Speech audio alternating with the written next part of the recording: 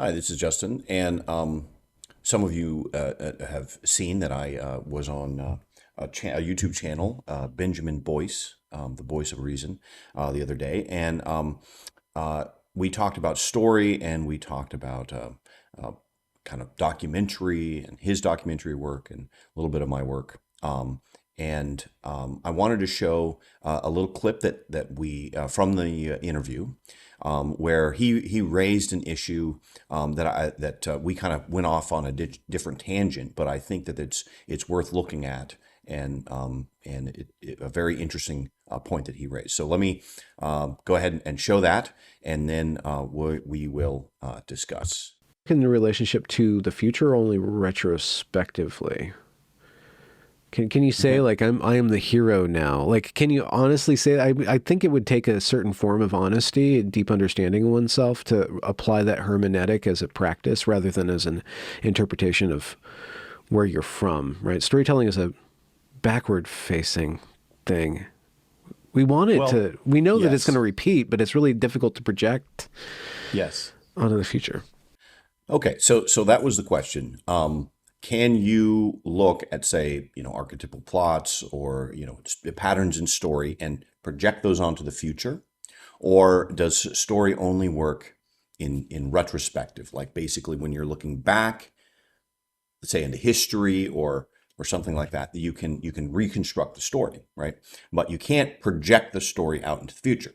Now that is definitely true. The most I would say obvious example would be when you're telling the story of, let's say, a baseball game.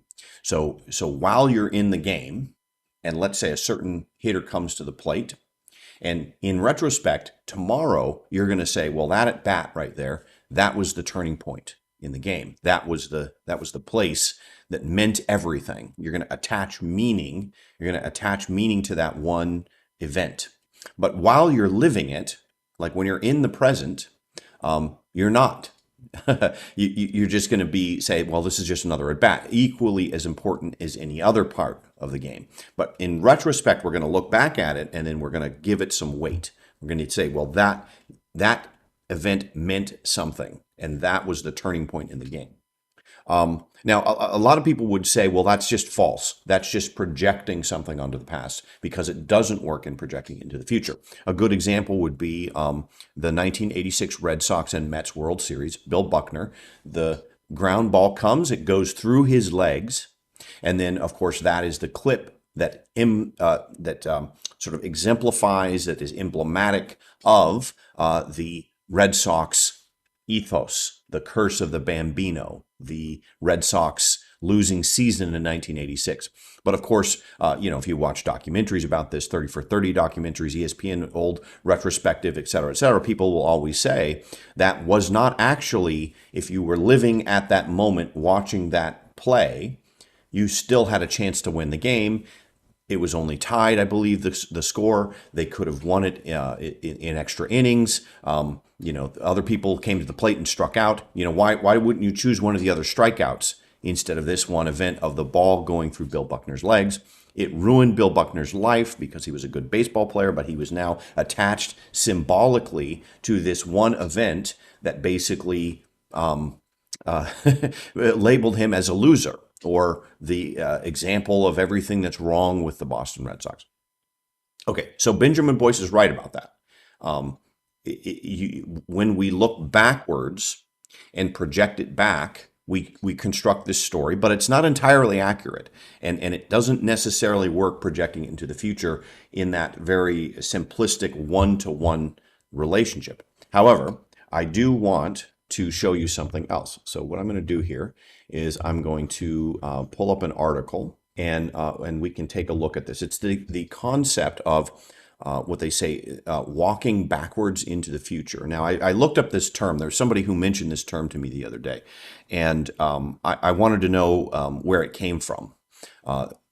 This person that I was talking to said that it came from Jewish origin, that it was an old Jewish idea. But then when I went and looked, I found TED Talks about indigenous cultures in New Zealand, that also seem to have this concept of walking backwards into the future, and everybody seems to want to claim that idea. And then you'll hear it when people are talking about futurists. They'll say walking backwards into the future, but they'll put it in a negative sense. Like, you don't want to be blind to the future. You want to know as much as you can about the future. Okay.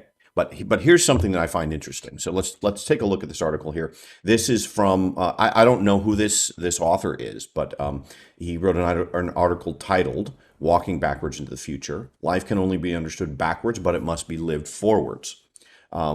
Soren Kierkegaard. So Soren Kierkegaard, the ancient Greeks who put the power of fate above that of Zeus himself, foresaw our own predestinate perspective in their metaphor for how we move forward towards the future. Okay, so basically, it's apparently, some people think that it's an old Jewish concept of time. Some people think that it's indigenous New Zealand concept of time. And then here, this is a quote from Soren Kierkegaard: "Life can only be understood backwards, but it must be lived forwards." Okay, so he goes into the ancient Greeks here. The ancient Greeks, who put the power of fate above that of Zeus himself, foresaw our own unpredestinate perspective in their metaphor for how we move towards the future. We do not, they believed, move forward into the future as if crossing through a vast field laid out before us. We cannot move forward into the future since we cannot know what the next moment will be until after it has occurred. Okay, so that's what I was talking about in terms of this Bill Buckner missing the ground ball. We didn't attach meaning to that necessarily until the sports writers went and reconstructed the story of the game afterwards. Now, the question is, could they have done it differently? Could they have taken a different play and made that the emblematic play that defined the game? Maybe they could have. Maybe they could have told the story in a different way. But the point is, he continues, the only way to move forward into the future is backwards, as if sitting in the back of a moving boat. So you're like sitting in a boat and you're looking back behind you, but you're moving forward in time, going behind you. Even the so-called act of precognition, a purported glimpse of a future event, much believed by the Greeks, can be confirmed as only such only after the event has passed, right? So again, that's this idea that you put the meaning of it in retrospective. You go, oh, that's what that meant. Maybe that's kind of how you could think of it. You can think, oh, well, that play of Bill Buckner missing the ground ball, well, maybe that's what it. Now you attach a meaning to it. Well, that's an example of what the Red Sox season felt like, something like that.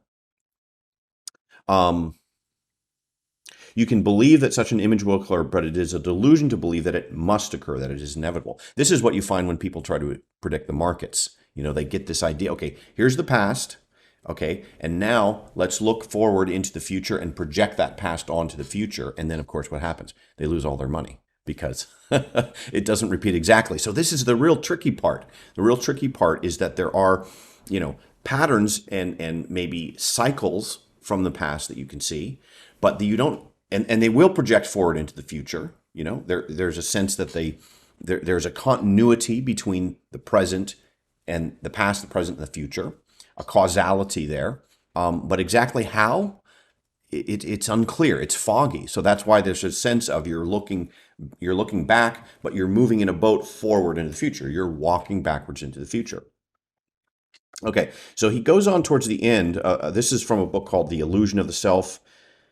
The Illusion of Will, Self, and Time, William James' Reluctant Guide to Enlightenment, which I haven't read. Again, this is just a sample of it. But he winds up talking about David Hume towards the end of this, which I think is very fascinating because David Hume was famous for saying that the past does not necessarily correspond to the future. So you might boil, this is his famous example, you might boil your kettle and it will boil at 212 degrees every time. But that does not mean that it will do it in the future. Okay, and he wasn't saying that means that that maybe the laws of physics will change and water will no longer boil at 212 degrees in the future, but rather you don't know what would happen. Maybe the gas will go out, or the electricity will go out, or maybe your cat will knock it over and it won't reach a boiling point. So there's this sense of you can't exactly say that every time the past, what happened in the past will happen in the future. Okay, so that's what's interesting about this. That Boyce was right in that sense. You can look to the past to construct it, but the future is foggy. The future is hazy.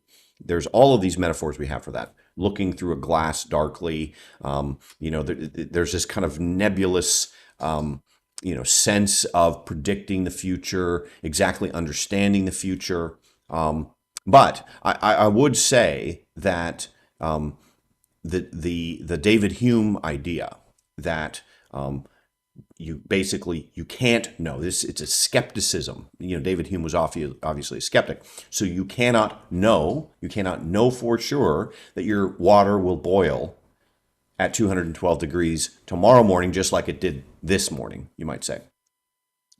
That's true, but you can also be pretty sure, yes, you cannot predict the future with absolute certainty. But I think that looking at these, so the idea of walking backwards into the future, it could be a little comforting, maybe, because there's a certain sense of uncertainty, unsettledness, that yes, I do not know the future. I don't know what the future holds for me. But by looking back and seeing some of those cycles, some of those patterns, some of those repeating patterns, let's say a life cycle in a story pattern, or a ritualistic pattern in praying the hours, or a yearly cycle, death, life, rebirth.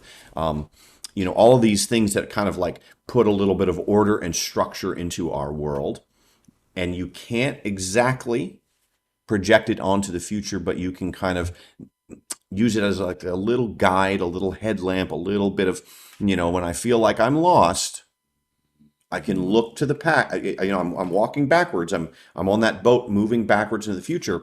But maybe I can get a little comfort from this, and I can say, well, yes, I don't know for sure, but here's something in the past. Now, this is the very end of the book of Ecclesiastes. If you remember, in the book of Ecclesiastes, what does it say? It says, you can't see beyond the horizon. You can't see beyond the horizon, and it's this sense of you think of the God's eye view, which is seeing beyond the horizon, that you think the 30,000 foot view, that's seeing much more. But then when you come down to our level, to the finite human level, you've got a horizon there, and you can't see beyond it. And there's always this mystery of what is in the future. But there's this connection then that the Hebrew writer makes. Some people think that this is out of character. The end of Ecclesiastes is out of character with the middle of Ecclesiastes, which is much more pessimistic, more like David Hume, more like the sense of we don't know anything, everything is habel, is vapor, But then it finally culminates in this idea that you don't see beyond the horizon, you can't see the future. But then it says, take a look at the fear God and keep His commandments, I think it says.